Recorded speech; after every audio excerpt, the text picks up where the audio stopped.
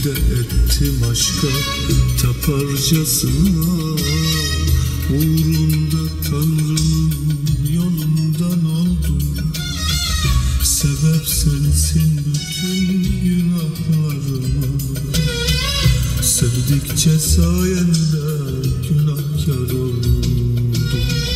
Secde ettim aşka taparcasına, uğrunda Tanrı'nın yolundan oldum.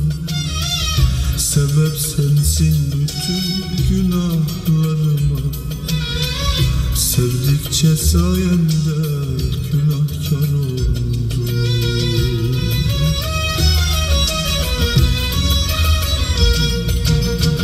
Seninle açıldı günah defterim, korkutuyor beni mahşer günlerim.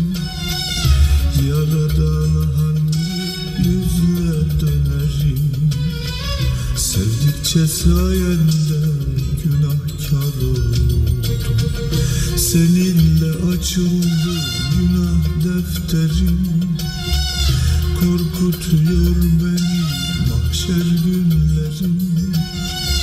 Yaradana hangi yüzle dönerim, sevdikçe sayende günahkar oldum.